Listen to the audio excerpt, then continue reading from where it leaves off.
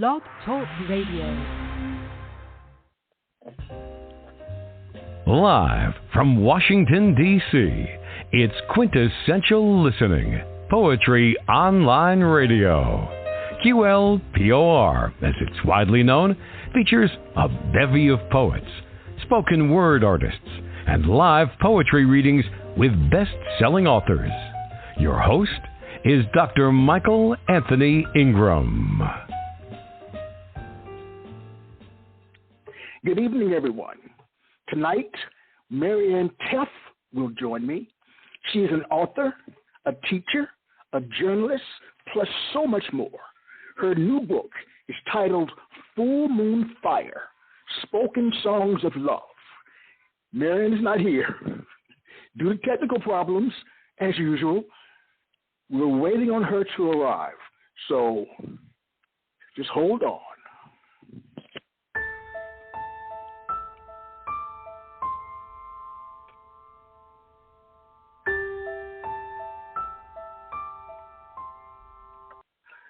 Let's see, this might be Marianne.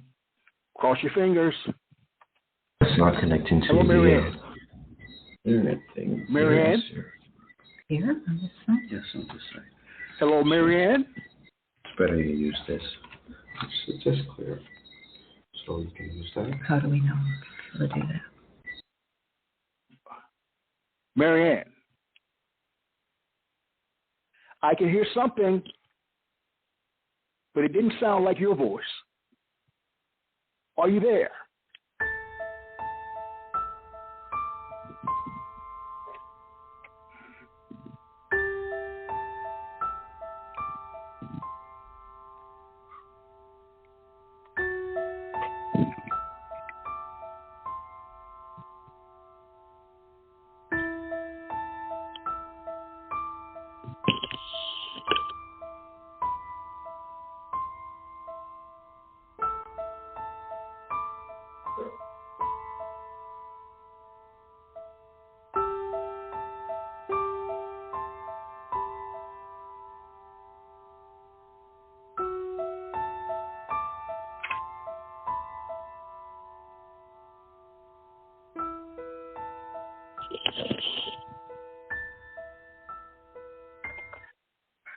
All right, good people. We're going to try this one more time. Again, cross your fingers, maybe your toes as well. Here we go. Marianne. Good evening, Michael. It's Marianne here. Oh, I'm glad you made it. I'm terribly sorry. Connection. That's okay. That's okay. You're so calm. I'm trying to pull my hair out, and I don't have any. All right. I'm terribly sorry. I guess I'm accustomed to life on a rock in the Atlantic these 20 years, and we have these kinds of things entirely. I'm terribly sorry this happened to you and to your listeners. Problem. I can hear you, and if you ever need to disconnect, do so, and just call right back, all right? Or connect all right, back with thank the you computer. very much. Yes, not a problem. I'm just glad you're here. All right, I talked about you. I've set up the program. Are you ready to start this poetic journey with me? I certainly am, and it's my pleasure. Thank you so much for having me. Oh, you're more than welcome. Let's begin. Marianne, what is poetry? Well, how long have you got? Not as long as we thought we had, but... All right. Well, there's so many beautiful definitions of poetry. I love what Lawrence Ferlinghetti said, for example, that poetry is the shadow cast by our streetlight imagination. For me, that gives me the feeling that poetry is something ephemeral in a sense. It can be dim and it can change in various lights and weathers. I also love what Thomas Gray said about poetry, that poetry is the thoughts that breathe and words that burn. And again, for me, reinforcing that idea of something ephemeral. I love myself the notion that poetry is also inspirational and motivational. For example, the way Maya Angelou tells us that poetry can tell us what human beings are, why we stumble and fall, and how miraculously we can stand up. And fundamentally, so many poets, most of us really believe that poetry is for us as fundamental as bread. And certainly we agree with poets like Sylvia Plath and Pablo Neruda and obviously Mary Oliver, who said exactly that. For me, poetry is that place that provides a comfortable kind of solace, a quiet, where really I consider where I am in the world and where it is in me. That's what I feel poetry is. Very nice. So if I ask you to describe what poetry is from your heart in one word, what would you say? Love. Hello? Poetry is love. Yes. Love. Poetry is, oh no. Something told me you were going to say that, and it's beautiful. I like that. I like that. Okay, we talked about what poetry is. Why is it important, Marianne? Why is it important that we do what we do, all writers? Well, poetry is art. And even though art is not useful in the way that swim goggles or microwave ovens or laptops are useful, poetry is fundamental.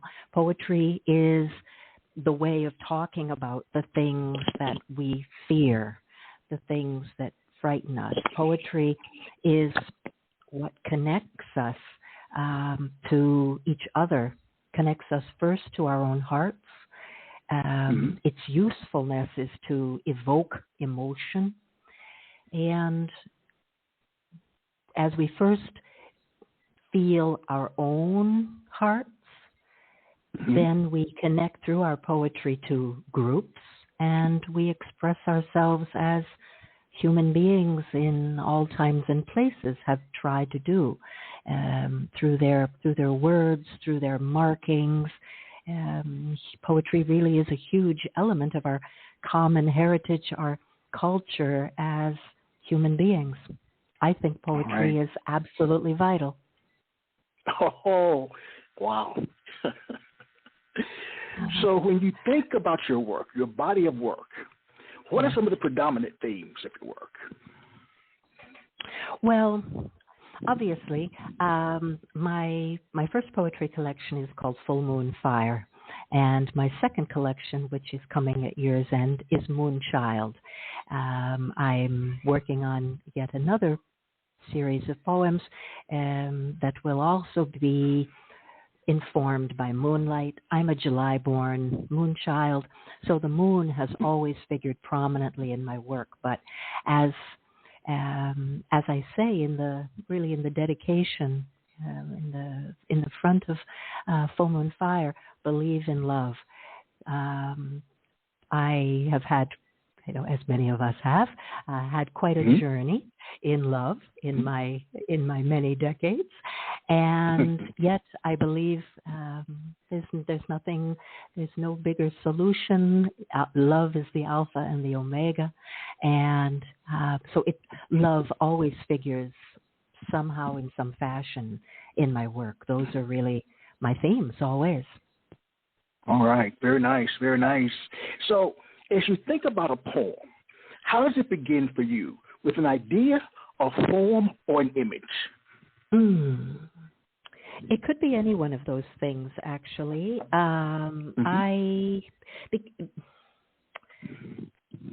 Very often I write out of sensations, things that I have experienced, but not always. Sometimes I'll write out of bits of conversation or stories that I've read or something that I've seen that strikes a chord. At the end of the day, because I am writing it, it becomes mine, quote unquote, my story at the eventually. I've had the good fortune, I guess, because I went to journalism school and I was a magazine writer and a newspaper reporter for many years. I don't have the feeling of being often blocked as some writers speak about. I have the experience of writing on deadline, writing X number of column inches by 11:14 and not a moment later. So I have the ability, I suppose, or the really a kind of gift in that sense of being able to let the writing flow. I sometimes have the good fortune that something that I'm working on comes to me, sort of fully formed from the brow of Zeus. But very often I will write, and I will keep immense amounts of work in progress that I do refer to regularly, and I go back and I work it again and again. I like to let my work rest a little bit before I consider it finished or ready for public consumption somehow. So there are really many different kinds of ways that I write, or that I have an idea. One thing that I should say, friends and family know me, and I suppose I almost have to come with a disclaimer or a bit of a warning, because almost anything we use in our conversation can become food for poems. And I've had the good fortune for friends to feed me really excellent lines and anecdotes that have become poems that I've really enjoyed writing and reading. All right, very nice. Please share a poem. Well, I'll share something from my first collection, Full Moon Fire. Full Moon Fire is a series of 40 poems that trace the trajectory of love with the phases of the moon, from the waxing moon to the full moon to the, let's say the more bittersweet waning moon, and then the dark side of the moon, which I think of as the new moon, because of course the cycle begins again. We believe in love, so we always come back to this. I'll start with Dare to Fall. Love hurt you bad last time around, maybe worse the time before, but it doesn't have to be that way. You don't need to cry anymore. There's more to me, and you will see I'm not the kind that you have known. This time I'll make you believe what glitters really is pure gold. Too many empty promises made you cry far too many times. Broken dreams and bitter kisses. You can leave all that behind. It can be hard to trust, I know. Seems only time can help you through. But true love can lift you up above the rainbow if you'll just let me care for you. Nobody wants to hit the ground, but you can't let fear of falling turn your head around. You're standing on the brink. You've got to make the leap. I'll find your wings. I'm here to catch you. Just dare to fall in love. All right, are you there? And that is Dare to Fall. I am. All right. Hello. Are you? The connection somehow went out for a second there, so I couldn't hear. I'd like you to share that poem again in its entirety. Usually there's one poem that I ask the guest to share twice, and that's the one that I choose with you. All right. Love hurt you bad last time around. Maybe worse the time before. But it doesn't have to be that way. You don't need to cry anymore. There's more to me, and you will see I'm not the kind that you have known. This time I'll make you believe what glitters really is pure gold. Too many empty promises made you cry far too many times. Broken dreams and bitter kisses, you can leave all that behind. It can be hard to trust, I know. Seems only time can help you through. But true love can lift you up above the rainbow if you'll just let me care for you. Nobody wants to hit the ground, but you can't let fear of falling turn your head around. You're standing on the brink. You've got to make the leap. I'll help you find your wings. I'll be here to catch you. Just dare to fall in love. That's Dare to Fall. Wow. What is the purpose of that particular poem? Well, for me, that's certainly something that I wanted to communicate. That is very personal to me. Yes. As a person who believes in love, nobody wants to hit the ground, but you can't let fear of falling stop you from daring to fall in love. That's the message. Now, in terms of poetry, as you think about it, is a poem letting your wall down or building a guard? I beg your pardon? Is a poem letting the wall down? Yes, or building a wall. No, I don't feel that. I feel that a poem is letting the guard down. That's what's so challenging about poetry, because as poets, when you write, as I did here, about a story of love in its various phases, right away people are looking at you saying, "Is that you?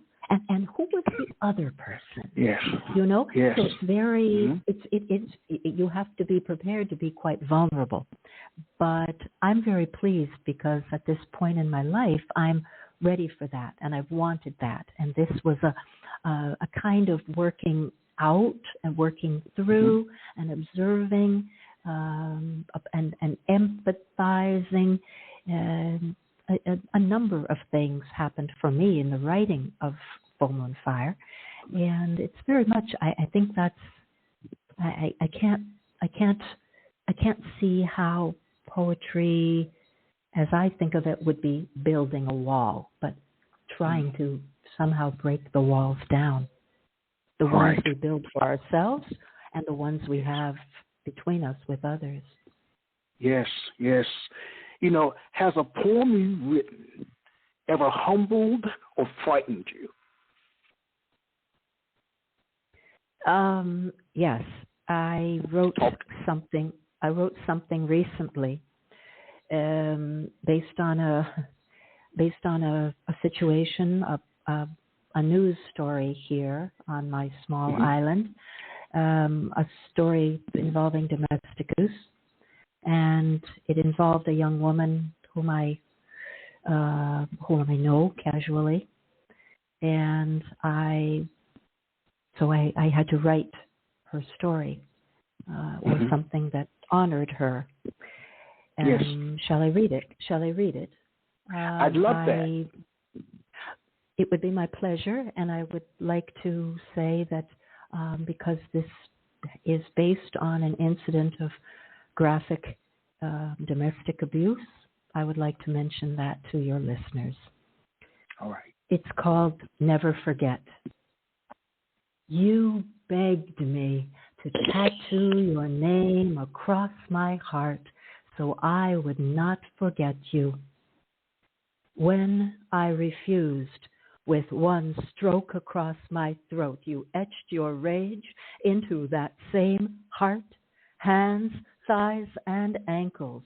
You threw me, disfigured morsel of flesh, to the Dobermans behind the morgue, where my rust-red fingers splayed your name across the door of a hearse you thought bore my initials. So I would not forget you. You drove my car across the border while my torn knees and elbows inched across asphalt strewn with sequined dreams to the hospital. So you will never forget the morning I, your daughter's mother, refused to die. Thank you. I need a moment to allow that poem to settle into my system. That was extremely powerful. Thank you. Thank you for sharing. Thank you. Thank you for allowing me to do that. It was. You asked me for a poem that was dangerous or hard for me. that was very difficult to do. And I appreciated encouragement of local friends and local poets who said, do it and share it, because this is a small community. And I embroidered that story. Of course, I don't know and would have no way to know details. I only know what everyone has read in the newspapers. But to me, that's a story that strikes entirely too many women in small communities like ours, Caribbean communities and small communities and large around the world. Domestic abuse also, of course, strikes entirely too many men, children. It was something that I wanted to write about. It moved me very much. Well, October is Domestic Violence Awareness Month, the month of October here in the States. And tomorrow night, my guest will be Sarah Gallardo. She is a survivor of domestic violence, and she will be here to talk about her experience through poetry. So this is perfect timing. And that's perfect for timing. Sarah. I'm happy. I'm happy to know that, Michael. Thank you. Yes, that's a synchronicity in life. Things happen when you least expect it that align you. So true. Very nice. So true. Thank you so much. I believe very much in that, too. Oh, my pleasure. Thank you. All right. See, we're going to get along really well. Indeed. All right. We're already like this. All right. Thank you very much. When you think about writing, the editing process is a major part of it. Yes, and some poets claim that a poem is like a living creature. Once it's out there, there's not much you can do to correct or improve it, while others edit meticulously, not leaving much from the original draft form. What is your take on the editing process? I think I'm more on the latter side than the former. Sometimes there are things that, as poets we think, that's perfect. That's exactly what I wanted. That's my little nugget. I want to keep that. I'm afraid after so many years in newsrooms, I am very accustomed to editors and others' notions that what I have written is not deathless prose, and it needs a good hand and a little bit of a nudge. And I basically do feel that way when I read so many books, especially in these days of self-publishing. That's such a tremendous boon to so many writers. I would say that editors, proofreaders, copy editors, absolutely money well spent. You don't want your work to be bogged down in sort of structural problems that prevent the reader from getting the message easily, readily. Poetry is often enough said to be so challenging for people. Don't want to give another obstacle to have to leap over. So I personally do believe in editing, and I like to do it. I like to have my work have my work edited, and I like to share my work in sort of a workshop fashion with writers whose opinions I value. All right. Now, thinking about writing in books, here's the question. How do you handle a bad review of your work?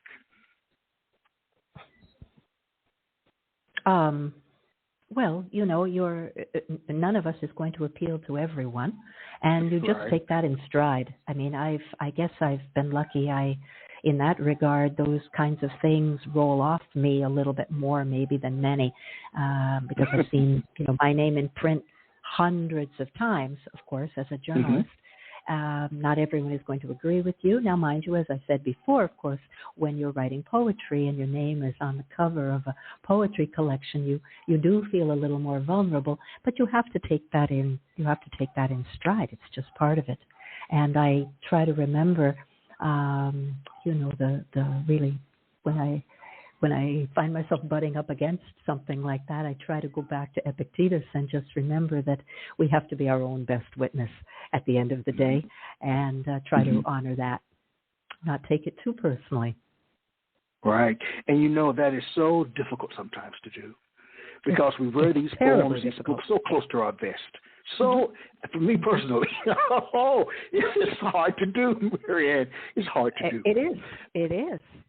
It's incredibly difficult to do. But it comes with the territory. When we put ourselves out there, we have to anticipate. You know, now we've become public figures, and so has our work become a public figure, and we have to anticipate criticism of various kinds. No, so true. Let's go back. Well-intentioned and sometimes not well-intentioned, and it's all part and parcel of it. All right, let's go back. What, in your past, what was an early experience where you learned that poetic language had power? Well, I was thinking about that actually, about my early experiences of poetry. And I grew up, I'm a New Englander born, and I grew up in Glastonbury, Connecticut, where as a kid, I guess I was in grade 6, we used to have Friday assemblies. And I absolutely loved the fact that 2 students from every class each week had to memorize a poem. And you know, Michael, I can still remember the better part of a number of poems that I memorized in those days. And there were things about them that I absolutely adored. You know, I was not the one, unfortunately, to be able to remember, The Midnight Ride of Paul Revere or Casey at the Bat or Barbara Frietchie, some of those kinds of poems. But, you know, whose woods these are, I think I know. His house is in the village, though. He will not see me stopping here to watch his woods fill up with snow. That kind of rhythm, that quiet beauty. In Flanders fields the poppies blow, between the crosses, row on row. I loved that. As a kid, you wanted to have those poppies growing, and it struck me that they were blowing. I loved that. And then, of course, oh, hark, hark, hark, oh, those bleeding drops of red, where on the deck my captain lies, fallen, cold and dead. And, of course, the wonderful poet Walt Whitman, with whom I was really raised as a child. My father adored Leaves of Grass. It was his favorite book in university and really all time. And I guess he came by that naturally because my father's grandmother was Jenny Whitman, and she was the cousin of Walt. And so we were raised with the idea of a poet in the family. And of course, it was many years before we could understand something about that great American voice. But I've loved something about words and wordplay from the youngest times. I was an inveterate Scrabble player with my family growing up, and I did crosswords with my grandmother, who considered it a fabulous blessing that she had come from Poland as a teenager and learned English herself. We always had great fun with that, and even now with my Montessori students, a game of Wordle is what we love at the end of the day. I guess,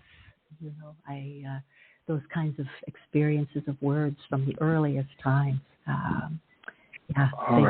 They've been always shaping. We're going to take a brief break, a 60-second break.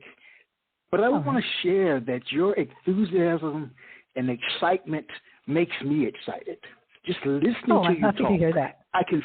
Yes, I can feel it. It comes through. It comes through the airways, thousands of miles away. So wow, I'm glad. Thank you for that. Yes, very much so. My pleasure. Yes, we'll be right back.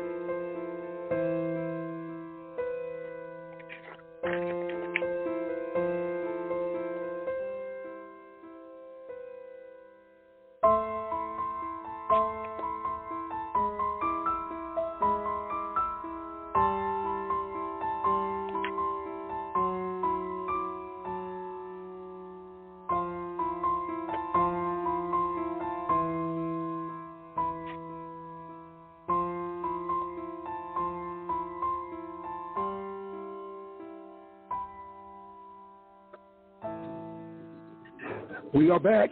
I am Michael Anthony Ingram. I'm here with Marianne Tefft. Marianne, are you with Yes, me? Michael. I sure am. There's an image of poets being overcome with inspiration and having to write everything out of nowhere and at once. Does this ever happen to you? Yes, it has. I am. I guess I'm pretty well known for carrying around spiral notebooks galore and those black and white copybooks that you have in classrooms. And I'm probably one of the only people who has actually written poems and songs in a casino between games of poetry. I mean, between games of bingo. Sorry. Well, games of poetry for me.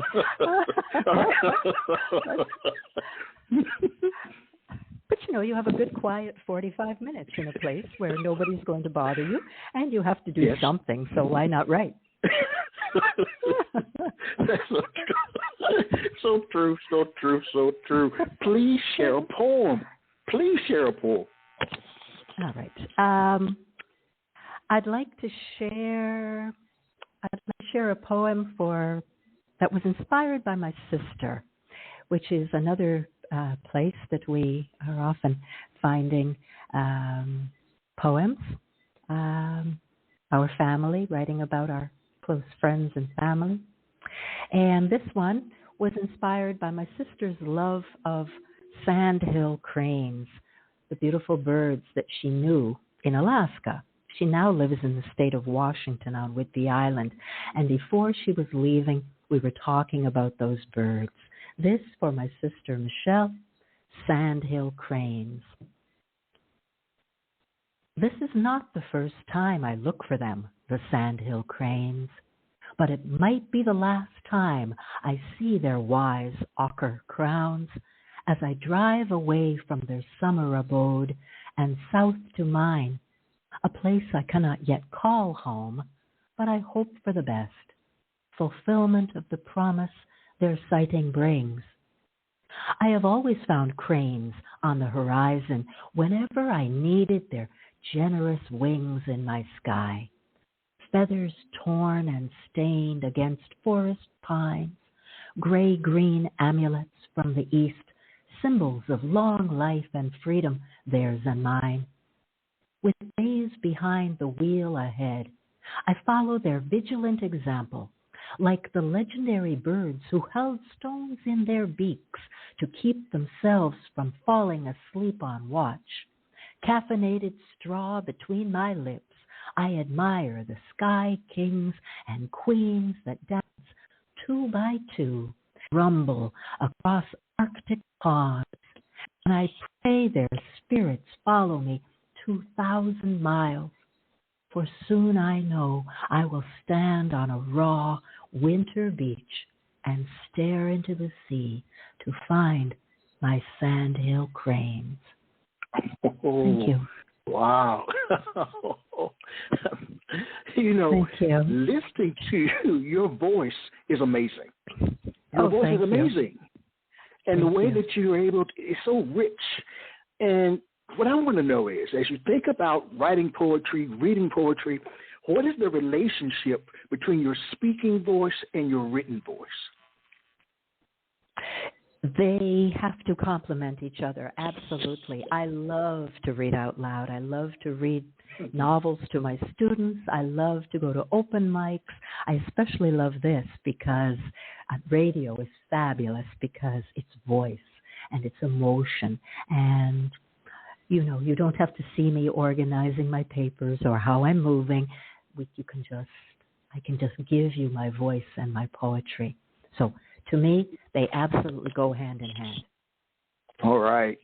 As you think about writing your book, and you've written more than one, but let's focus, as you said, on Full Moon Fire, spoken songs of love.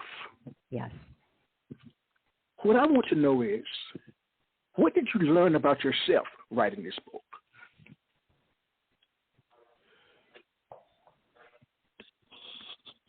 That I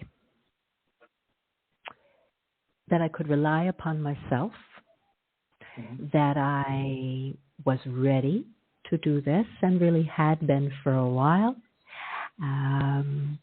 What I learned was something that we were referring to earlier on about the vulnerability, that I was ready to embrace that I wanted to take this kind of step, really knowing in some ways this is still kind of a top line for me.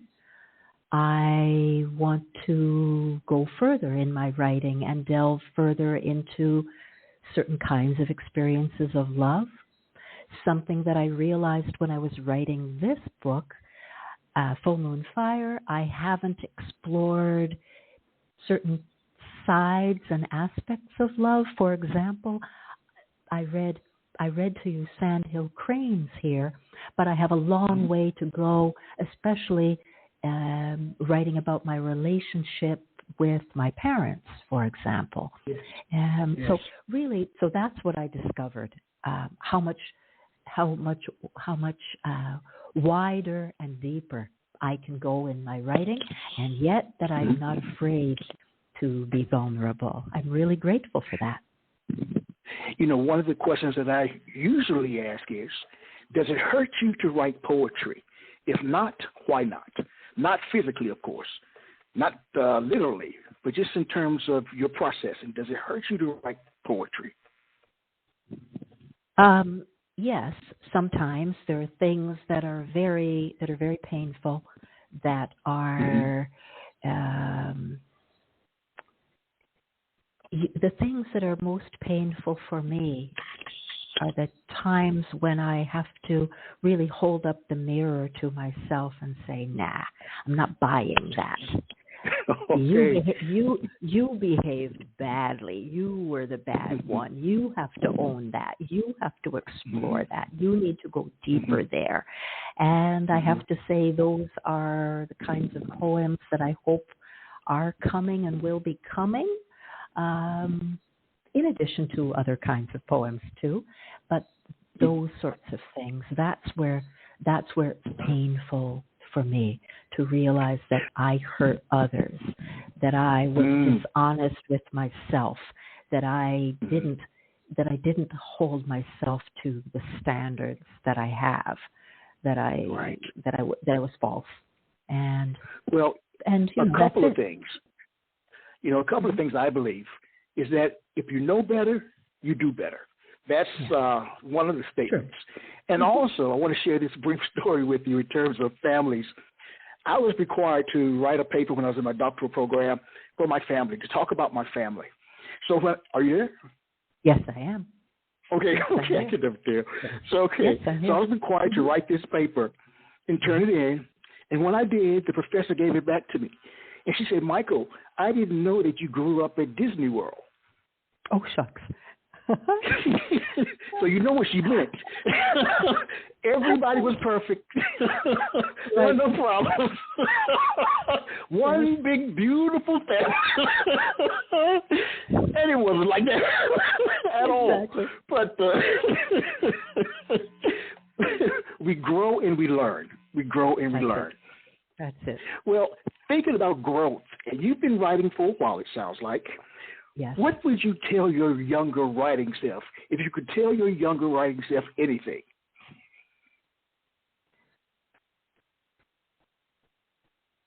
Well, the same thing that I would tell younger writers. Write. Mm-hmm. Keep writing. Write all the time. And I have to say, I've because of the kinds of work, the kinds of jobs that I've been fortunate to have, I have done a lot of writing, and I've done a lot of personal writing for a long time. But make it a practice. Don't judge it. Make it a practice. Make it a habit. If you want to, if you want to speak French, if you want to learn to speak French, you must open your mouth and let some words out. If, as a friend of mine who's a sub-3 marathoner told me when I was plodding along at 4.5 hours, you want to run faster? So run faster. It sounds glib, but if you want to write, you must put your hands on the keyboard. You must pick up your pencil and do it all the time. And again, those words that I used before, it's not always going to be deathless prose, but many days you will be surprised that you will find some little kernel of something worth keeping. And you'll say, not bad. I think I'll come back and play the game again tomorrow. And that's really the best advice of all. These days, it's so wonderful. My daughter is always telling me, "Oh, Mom, you can, just Google that. Oh, just look for that. You can find that on YouTube. You look it up. And we're so blessed because if you want to know something about any aspect of writing, there is so much information there. There's such a wide community online. That's a real gift today to young writers, I think. Read, write, and don't always be judging. Just be doing. Do you think you were meant to be a poet? Do you think you were meant to be a poet? Talk to me. Do you think, Marianne? That's the $1 million question. Do you think you were meant to be a poet? When I give my students, when I give the little ones, the 6-year-olds, they tell me, Miss Marianne, I know 7 times 5 is 35, and then we open the math book together, and there's 2 plus 3, and the student looks at me and says, "Is that even a question?" I don't mean to be cheeky, but was I meant to be a poet? I think so. I can't imagine what else I really was meant to be. And finally, my true colors are really showing, I think. Well, let's focus a little bit on that. What surprises you most about being a poet?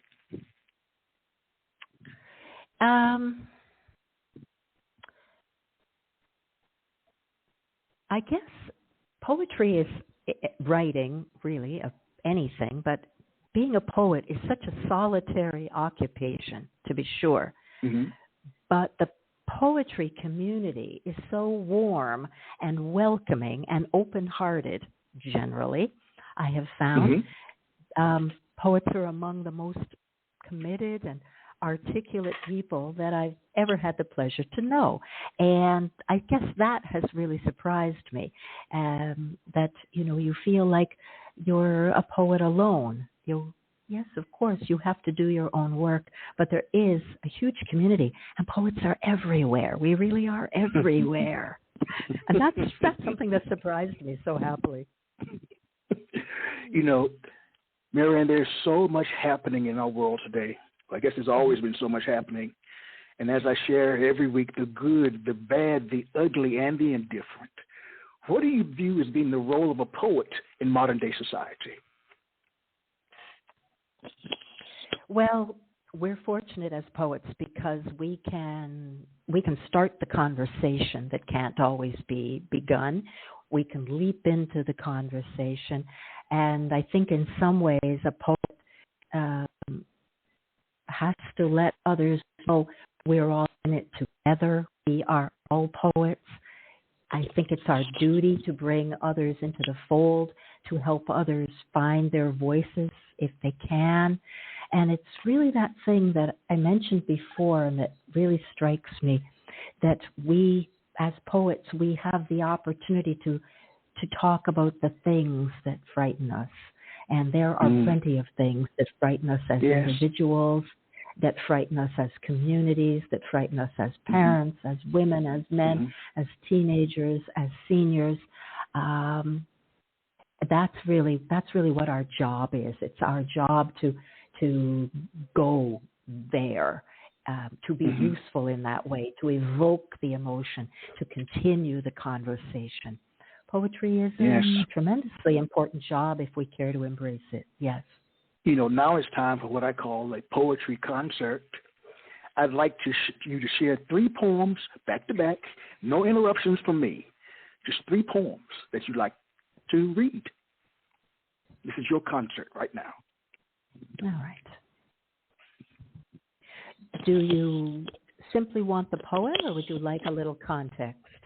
Yeah, give a little context. A little context. I forgot that piece. A little context. All right. Then I'd like to speak a little bit about where poets sometimes find their inspiration.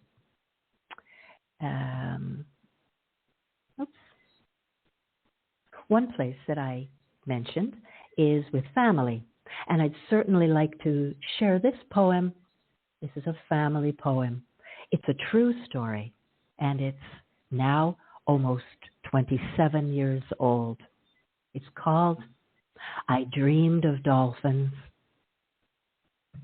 I knew you were coming the night I dreamed of dolphins, walking with your father beneath moonlit veils of Spanish moss, so unlike the icy drapes that cascaded from our northern roofs.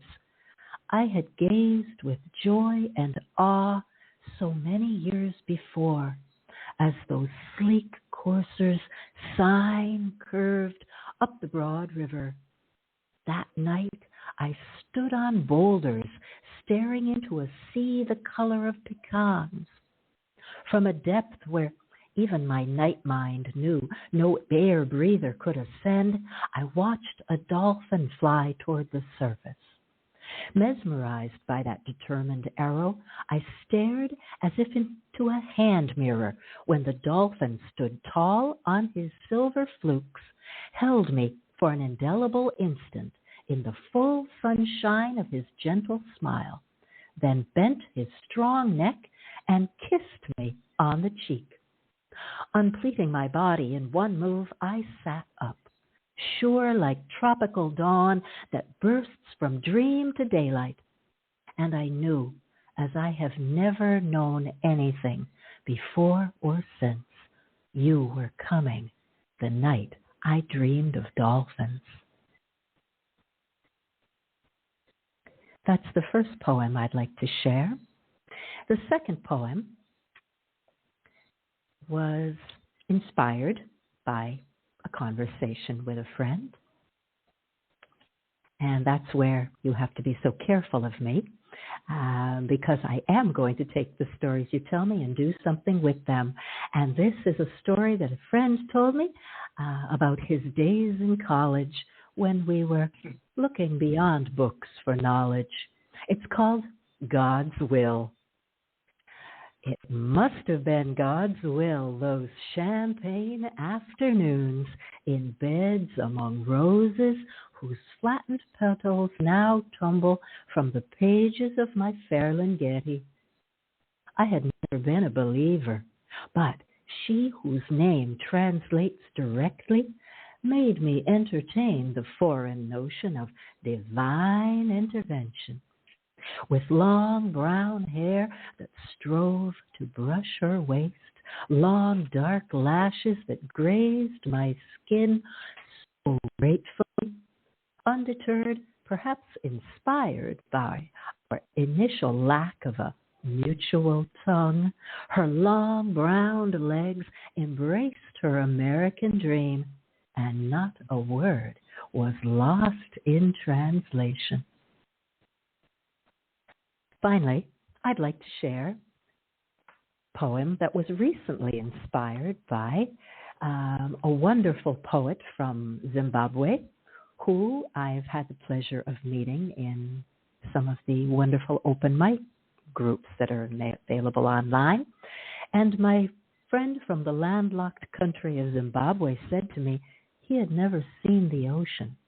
Well, you can't leave those words with a poet. You have never seen the ocean? Is it true, love? You have never seen the ocean? You come from an ancient land locked away from the sea, where the first hunters roamed in waist-high grass and climbed for days to the tops of cloud-wreathed mountains. Now you stand here on the edge of a new land, birthed from ancient volcanic hips, cradled in the waves, where the first fishers dove through spindrift to forage plains of turtle grass. Is it true, love? You have never seen the ocean? Run beside her with languid steps, outracing footprints indelible only for the time between the crests that endlessly erase the shore? seen the sun caress the horizon, strewing rubies and diamonds that dissolve into the sea with a flash of phosphorescent green? Is it true, love, you have never seen the ocean, plunged beneath the waves to bathe in a timeless caress, and leaped through the surface, your smile effervescent, as you raise your chin, your mighty locks fling prismatic water fans into the luminous moonset? Is it true, love, you have never seen the ocean? Here you will write wind-swept poems, breathing in the salty exhalations of our restless mother. By night the stars will crown my hair, candelabrum around my head, shining on our table in the sand where we dine on each other. Long and lingering feast, as Aldebaran and Rigel arc across the sky, and the waves kiss our bare feet. Is it true, love, you have never seen the ocean? Thank you, Michael. Oh, that was amazing. Thank you. Amazing. I'm happy It really you was. enjoyed it. Thank you. I'm happy you enjoyed it. Yes, poets hail from all over the world. Where do you hail from, and where are you now? Yes. I was born in Hartford, Connecticut, the insurance city, and I was raised in Canada, in Toronto. I attended journalism school at Carleton University in Ottawa, and I had a first career in magazine journalism. When my daughter Julia, the subject of I Dreamed of Dolphins, was very small, she went to Montessori School in Toronto, and I became a Montessori teacher, sort of changing in mid-stride. And a few years later, we moved to the island of Sint Maarten in the Northeast Caribbean, the Dutch Caribbean. I've lived here in Sint Maarten for 20 years. I daylight as an upper elementary Montessori teacher, and here I am a poet, a lyricist, and I do voiceover work. Oh, you do voiceover work. I do. Yes. I knew something. I knew it. Something was up. I knew it, Marianne. Now let me focus. How has your time in St. Maarten's influenced your poetry?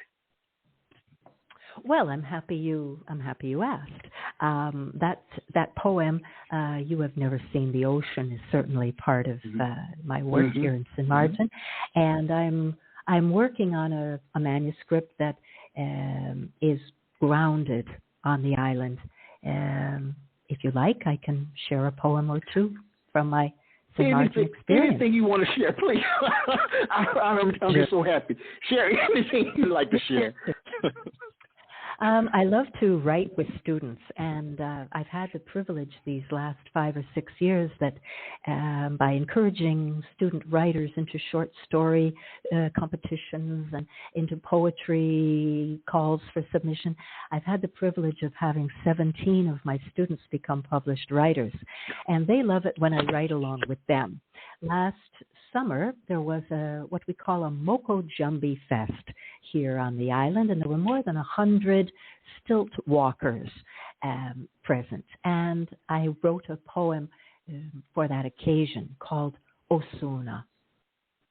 Legs outstretched, arms akimbo, Osuna strides through the village as she has from the dawn of time in the beginning place.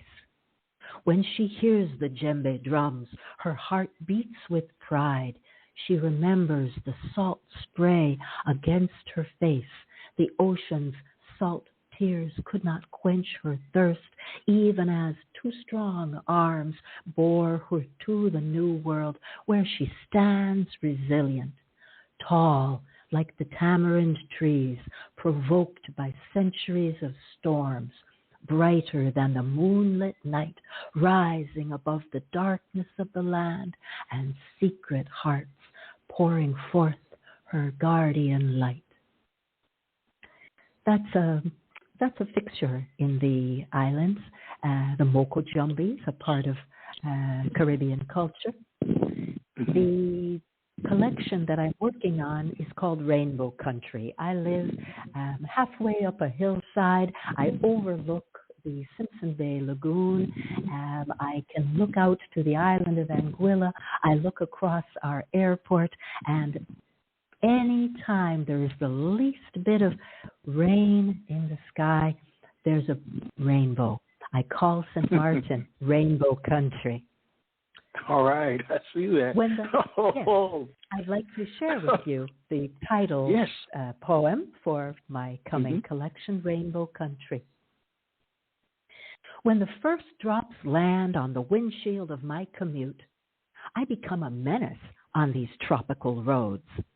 Not because the asphalt aquaria fill to overflowing, or the coastal road through Mullet Bay suddenly welcomes kayaks but deters my little Nissan, or that the hillside has been known to hillslide into my backyard in cahoots with Big Mama Irma, the matriarch of climatic mayhem, but because I am known to be sunny. Storms bring me the chance to top up my cup, ever half full and expectant, like that swayed dog parked on the back shelf of my aunt's sedan, head a swivel with every bump of every childhood trip. I have one hand for the wheel and one for my camera. I am waiting for rainbows. Thank you. Wow. So much I want to ask you. But I'll ask you this. With pleasure. Yeah. What do you hope readers get from encountering your poems?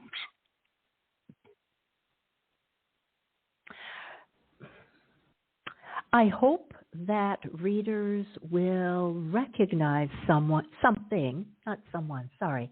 It isn't that they need to recognize me or relate to me, but perhaps that they find something in my poems that allows them to walk along with me. That's really what I hope. All right, to walk along with you. You know, one question I didn't ask. Well, one question I didn't ask is that all great writers have great writing influences. Who are some of yours, and what makes them great in your eyes? Well, one of the writers whom I love is a poet, songwriter, and novelist, the late Leonard Cohen, the great Canadian writer. Yes. I have really loved the writing of Leonard Cohen for many, many years, and I appreciate his vulnerability and honesty. One of the first poets whose work struck me when I read it in as a kind of a dedication, if you will, in a Canadian novel, was Rainer Maria Rilke. I have come to like his work very, very much. The Letters to a Young Poet. And I have kept this one particular phrase in my mind for many years. Love consists in this, that two solitudes protect and touch and greet each other. And I think that from decades ago, when I read that as a teenager, that has informed my thinking about love and life, those simple words, those few words. I love the writing of Octavio Paz and Pablo Neruda. I like the writing about love, the sensuality of their work, and so many writers who are working today. Poets who may be listening and may be working in some kind of isolation. Please go online. Please look for the fabulous online open mic groups around the world every night of the week, every month, and find your way to them, where you will hear the most extraordinary writing that will take your breath away, and you will be wishing that you would write one sentence in your lifetime as a poet, like some of the folks who are writing and reading and reciting regularly online these days. Those are just a few of the influences. I find them everywhere. If possible, I'd like you to send me the quote by Rilke. Would you send me that? By all means, with pleasure. Thank you so much. Wow. You know, writers and poets write for a myriad of reasons. Some write primarily to speak a message to their audience. Others write because to stay silent is not an option. I guess what I want to know is, we're finishing, why do you write? I'm sorry, what do I didn't hear what you said, Michael, please. Okay, that's all right. I said writers and poets. That's okay. Yes. Writers and poets write for a myriad of reasons. Some write primarily to speak a message to their audience. Others write because to stay silent is not an option. And you've talked about it, but I want to know one more time, why do you write? Yes. It depends. It depends. There are different times where I can't quiet my tongue, and that's a poem like Never Forget, written for the young woman, the victim of domestic abuse. There are other times when I want to entertain or delight or try to paint a picture about something that I love, very often love. Sometimes I want to honor someone or something, a friend who has given me something beautiful, who has shared my journey, members of the family that I've written about and for. It could be any one of those things. But really, I suppose my underlying message is that message of believe in love, dare to fall. Mm-hmm. Mm-hmm. You know, we're at the end of our poetic journey together, but I'd like to know, would you share one more piece before we go? Sure. I guess I have to share the title poem of Full Moon Fire. They say our signs don't mix, hot sun and cool moon shadow, but we got our own tricks and they don't know what we know. The cards say, just forget it, but we're in love together. Dynamo and H2O, we're two sides of forever. Feel you rise like first light, my lips open to your kiss. Beneath a shower of moonlight, my sea drowns you in my bliss. Your torch has the power to melt my frozen heart. My tide is the elixir that tears your blaze apart. When my rain meets your flame, we take it even higher, making steam, making full moon fire. Thank you, Michael. Thank you, everyone. All right. Where can listeners find your work, Marianne? You can find me on Facebook, Marianne Tefft, poet and wordsmith. You can find me on Instagram, my name, Marianne Tefft. You can find Full Moon Fire, Spoken Songs of Love, on Amazon. You have just listened to the Quintessential Listening Poetry. All right. Something happened. I'm sorry. No, hello, are you there? Yes, I am. Life. I am. So start over again, please. Oh, boy. It's been one of those days. Of course. So start again in terms of where people can find your work. I am so sorry. You'll find me on Facebook, Marianne Tefft, poet and wordsmith. You'll find me on YouTube. I read on my own channel, Marianne Tefft, if you'd like to hear me read some of my work aloud. You'll find me on Instagram, Marianne Tefft. And my book, Full Moon Fire, Spoken Songs of Love, is available on Amazon. And all right. So with that, listeners can stay in touch with you through those mechanisms, through those means? Please, with pleasure. All right. What's next for you? I think you talked about it a little bit, but what's next for you? Where do you go from here? Well, my next collection, another series of moon-influenced poems called Moonchild. My coming collection in 2023 will be Rainbow Country, Rooted in Tropical Life. I'm working on a book called Sirius, named after the dog star, which is two celestial bodies moving in tandem. And that will be a series of poems honoring people with whom I have been in close and intimate orbit through the years. And because I'm interested in Stoic philosophy, I'm working on a manuscript also slowly called What Stands in the Way. So, all right. A few projects. Yeah. Oh, yes, I see. I want to thank you for favoring us tonight, for your sharing your insights about poetry. It's been wonderful. We started off kind of rocky in terms of getting here, and we ended kind of rocky. But the meat, that's the Thank best you for part waiting of the for meal. me. Thank you so much for waiting for me. It was my pleasure. No. I wish you nothing but continued success, nothing but just being happy. That's what I wish. Thank you so much. Thank you so much. All right. As I wish the same for you and your listeners. Thank you so much. All right. All right, everyone. We've made it to the end of another one. So, and I forgot to share with you, Marianne, as well, that this month actually is Domestic Violence Awareness Month for this podcast. Send information out about 250,000 people about what domestic violence is and how we plan to talk about it on this show. So, again, it's very important to us. So I wanted to share that before we go. All right. Thank you. As I share every week, let poetry ring somewhere throughout the land. Good night, everybody. Good night, Marianne. Good night. Good night. Greetings from Sint Maarten. Quintessential Listening, Poetry Online Radio, is available on iTunes, Spotify, SoundCloud, and Stitcher. You can also check out the website at qlpor.com.